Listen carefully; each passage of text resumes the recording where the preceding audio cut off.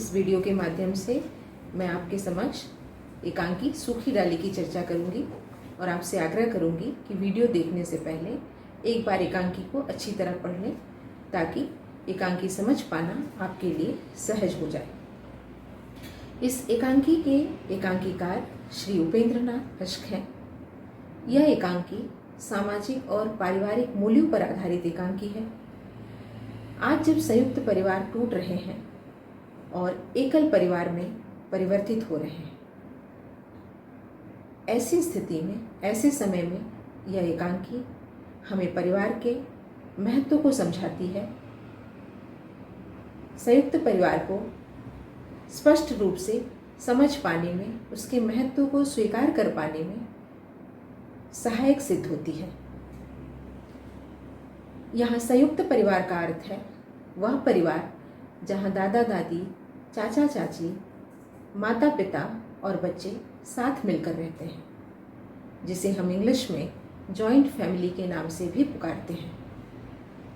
और एकल परिवार अर्थात वह परिवार जहाँ माता पिता और उनके बच्चे साथ रहते हैं, जिसे अंग्रेजी में हम न्यूक्लियर फैमिली के नाम से जानते हैं। सूखी डाली एकांकी का शीर्षक एकांकी के लिए अत्यंत उपयुक्त है।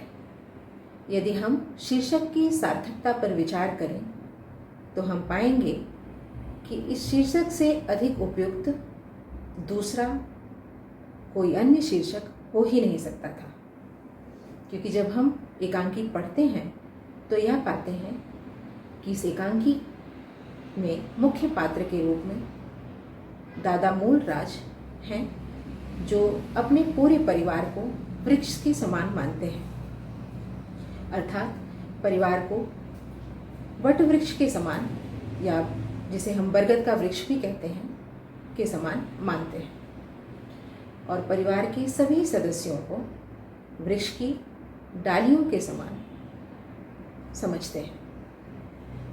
यदि वृक्ष से कोई डाली टूट कर गिर जाए, अलग हो जाए, तो वृक्ष पहले की भांति, पहले की तरह सुंदर नहीं हो पाता।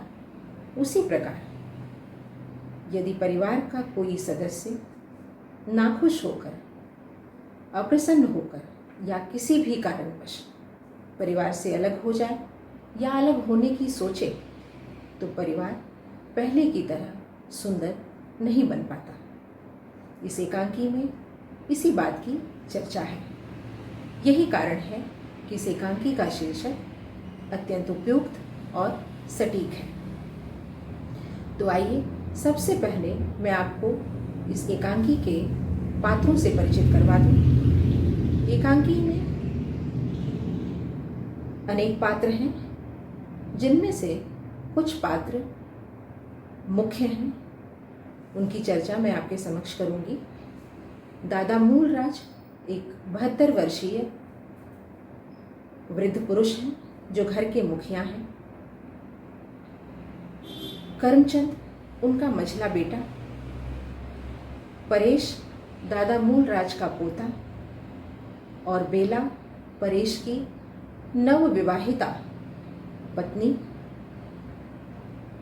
छोटी भाभी परेश की माँ, बेला की सास और दादा मूलराज की बहू इंदु, परेश की बहन, छोटी भाभी की बेटी और दादा मूलराज की पोती,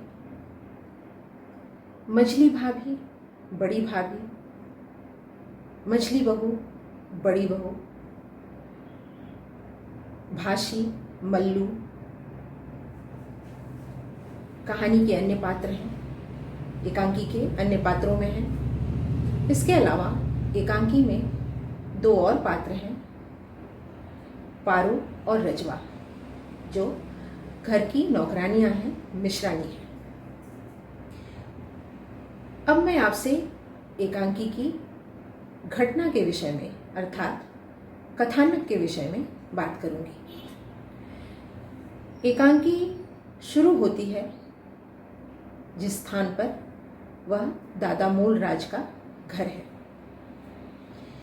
दादा मूलराज घर के मुखिया हैं, एक समझदार और गंभीर व्यक्तित्व के स्वामी हैं।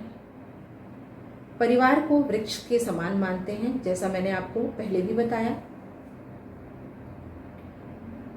और परिवार के सभी सदस्यों को अपनी समझदारी और सूझबूझ से एक सूत्र में बांधकर रखते आए हैं। परिवार के टूटने की कल्पना, उसके बिखरने की कल्पना उन्हें डरा देती है, भयभीत कर देती है। वे कांप उठते हैं। दूसरा घटनाक्रम इस प्रकार है। दादा मूलराज ने अपने पोते परेश का विवाह एक सुसंस्कृत, सुशिक्षित लड़की बेला से कराया है। बेला एक उच्च खानदान की, उच्च कुल की लड़की है, पढ़ी लिखी लड़की है, आधुनिक विचारों वाली है। तीसरे घटनाक्रम को हम इस प्रकार देखते हैं कि घर की सभी स्त्रियां आपस में बातें कर रही हैं। इतने में इंदु का प्रवेश होता है और वह आकर कहती है कि बेला को, छोटी बहू को, अर्थात उसकी भाभी को किसी भी बात का सलीका नहीं है, तरीका नहीं है। उसे किसी से बात करने का ढंग नहीं आता। वह हर बात में मायके और ससुराल की तुलना करती है, अपने मायके को श्रेष्ठ समझती है और ससुराल वालों का अपमान करने से नहीं चूकती। उसने घर की मिश्रानी रजवा को भी काम से यह कहकर निकाल दिया कि उसे काम करने का सलीका नहीं है। कहानी आगे इस प्रकार बढ़ती है। बेला, जो एक सुसंस्कृत, सुशिक्षित लड़की है, आधुनिक विचारों वाली है, वह एक ऐसे घर से आई है जहां सभी के सोच विचार को आदर और सम्मान दिया जाता है।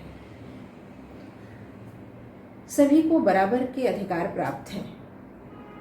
यही कारण है कि जब वह ससुराल आती है तो उसे ससुराल का वातावरण अपने मायके के वातावरण से कुछ अलग प्रतीत होता है। उसे ऐसा लगता है जैसे यहाँ उसे वह सम्मान नहीं मिलता जिसकी वह अधिकारिणी है, उसे वह आदर नहीं मिलता, उसे वह स्नेह नहीं मिलता जिसकी वह इच्छुक है। उसे पढ़ने के लिए पर्याप्त समय नहीं दिया जाता, उसे बात बात में टोका जाता है। इन सब बातों से वह ससुराल वालों से चिढ़ जाती है, उनसे अनमनी सी हो जाती है। उसका व्यवहार ससुराल वालों के प्रति बदल जाता है और यह बात तानों के रूप में उभर कर सामने आती है, जिससे ससुराल वालों को चोट लगती है। और यही बात इंदु घर के सभी सदस्यों को बता रही है। एकांकी में हम आगे देखते हैं कि दादा मूलराज को अपने बेटे करमचंद से और आगे चलकर अपने पोते परेश से इस बात का पता चलता है कि इंदु को ससुराल में अच्छा नहीं लगता। वह ससुराल में घुल मिलकर नहीं रह पा रही है। उसका व्यवहार लोगों के प्रति उचित नहीं है। वह किसी को सम्मान नहीं दे रही है। परेश से यह सुनना कि बेला अलग रहना चाहती है, घर से अलग होना चाहती है, दादाजी को अंदर तक झिझोड़ देता है। वे कांप उठते हैं। जिस परिवार को उन्होंने वर्षों से एक सूत्र में बांध कर रखा हुआ है, आज उस परिवार के टूटने की कल्पना उन्हें भीतर तक डरा देती है और वे मन में कुछ निर्णय लेते हैं। एकांकी में हम आगे देखते हैं कि दादा मूलराज बेला को छोड़कर घर के सभी सदस्यों को अपने पास बुलाते हैं। सभी सदस्यों से बातचीत करते हुए वे बेला की शिकायत भी सुनते हैं और सभी से यह भी कहते हैं कि बड़प्पन दिखावे की वस्तु नहीं है। जैसे हम एकांकी में पढ़ेंगे, बड़प्पन दिखावे की वस्तु नहीं है, बड़प्पन मन से होता है। अर्थात जब हम अपने कर्मों में, अपने व्यवहार में बड़प्पन लाते हैं तो सामने वाला हमें स्वतः आदर और सम्मान देने लगता है। दादाजी का कहने का यह अर्थ है कि घर के सभी सदस्यों को बेला के समक्ष बड़प्पन प्रदर्शित करना है, न कि दिखावा करना है। वे चाहते हैं कि बेला की नफरत को नफरत से बढ़ाया न जाए। वे कहते भी हैं कि नफरत को यदि नफरत मिलती है तो वह दुगनी हो जाती है, बढ़ जाती है। अतः वे कहते हैं, वे चाहते हैं कि बेला के व्यवहार को स्नेह और प्रेम से स्वीकृत किया जाए, अपनाया जाए, तो बेला परिवार के सभी सदस्यों से घुल मिलकर रह पाएगी। वे सभी को सावधान करते हुए कहते हैं कि बेला को अर्थात छोटी बहू को घर में पूर्ण आदर और सम्मान मिले, उसके विचारों को जाना जाए, उसे उसकी पसंद की वस्तु लाने की अनुमति मिलनी चाहिए, उसे पढ़ने का पर्याप्त समय दिया जाए और ऐसा न हो पाने की स्थिति में वे स्वयं परिवार से अलग हो जाएंगे। घर के सभी सदस्य जो उनकी बातों को मानते हैं वे उन बातों को भी सहर्ष स्वीकार कर लेते हैं। और एकांकी में हम आगे देखते हैं कि घर के सभी सदस्य दादाजी का कहना मानकर बेला के साथ आदर भरा व्यवहार करने लगते हैं, सम्मान के साथ पेश आने लगते हैं। उसके आने पर कुर्सी छोड़कर खड़े हो जाते हैं, उसे पढ़ने और लिखने का समय दिया जाता है, उसे घर के किसी भी काम में शामिल नहीं किया जाता। इस व्यवहार से, ससुराल वालों के इस व्यवहार से बेला अचंभित रहती है। वह मन में सोचती है कि कैसे लोग हैं ये, इनका व्यवहार कुछ भी समझ में नहीं आता। कभी तोला तो कभी माशा। जो कल तक मुझे एक अलग ही रूप में देख रहे थे, आज मुझे सम्मान दे रहे हैं, मेरे आने पर कुर्सी छोड़कर खड़े हो जा रहे हैं। मैं ऐसा तो नहीं चाहती थी। मन में सोचते हुए वह फिर से अनमनी हो जाती है और फिर अपने आप को इस घर में अधिक पराया महसूस करने लगती है। इस बात की चर्चा वह अपने पति परेश से भी करती है और कहती है कि इस तरह के माहौल में उसका दम घुटता है, उसे उसके मायके पहुंचा दिया जाए। परेश उसकी इस बात से चकित हो उठता है। वह उससे कहता है कि तुम ही चाहती थी कि तुम्हें आदर और सम्मान मिले, तुम चाहती थी कि तुम्हें पढ़ने का पर्याप्त समय मिले, तुम चाहती थी कि तुम्हें घर का कोई काम करने के लिए ना कहा जाए। अब तुम्हारे साथ सब कुछ वही हो रहा है जैसा तुम चाहती थी, फिर भी तुम संतुष्ट नहीं हो। वह चकित होकर यह प्रश्न उससे पूछता है। इंदु आती है और बातों ही बातों में इंदु के मुख से यह निकल जाता है कि यह सब कुछ जो बेला के साथ हो रहा है वह दादाजी के कहने पर हो रहा है। बेला इंदु की इस बात पर मन ही मन दुखी हो उठती है और एक निर्णय लेती है। अंत में वह अपनी ननद इंदु के साथ दादाजी के पास जाती है और कहती है, दादाजी आप ही कहते हैं ना कि वृक्ष की कोई डाली टूटकर अलग ना हो। आप चाहते भी यही हैं कि वृक्ष सदैव हरा भरा रहे, उसकी डाली उससे लगी रहे। तो क्या आप यह चाहेंगे कि वृक्ष में लगी लगी वह डाली सूख जाए, मुरझा जाए?